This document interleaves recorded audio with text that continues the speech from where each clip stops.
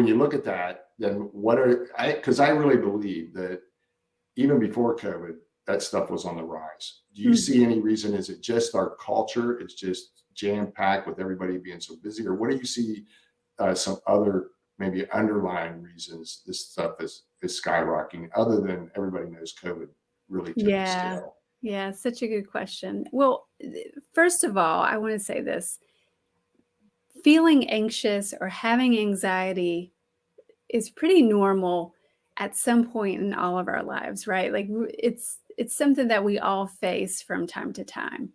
So there's a difference between feeling anxious in a certain moment, right? A lot of us would feel anxious if we knew we were going to have to get up on stage and speak in front of our peers, for example. That's different from an anxiety disorder. An anxiety disorder is when, becomes such a big part of your life that it's preventing you from enjoying your life, preventing you from doing the things that you want to do in your life because you're trying to avoid that feeling of anxiety. So it ends up being a fine line between, am I just feeling anxious or do I have an anxiety disorder? I think, to go back to your question, I think it's on the rise for a lot of reasons.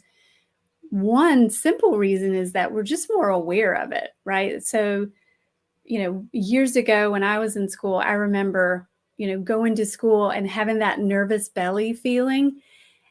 And if you had said, do you have anxiety at the time? I would have said, no, I don't even know what that is, right? So part of the reason that it's on the rise in terms of identification is we're more aware of what it is and what it looks like. So that's one reason we see it on the rise.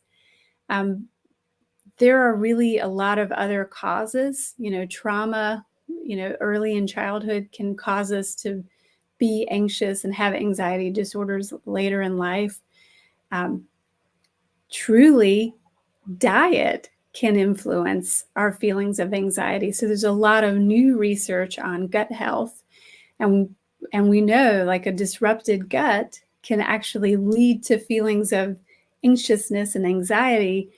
And so even without the outside stressors, right? But outside stressors like increased stress can lead to increases in anxiety as well. So there's a lot of factors that are playing into it. And I think we're just seeing all of those coming to a head.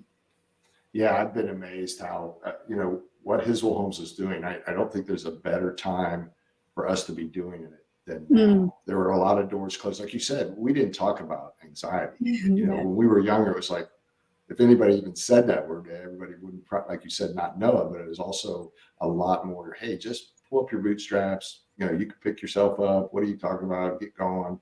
That was kind of how our parents and, during the World War II and all those different eras, that's how they handled that.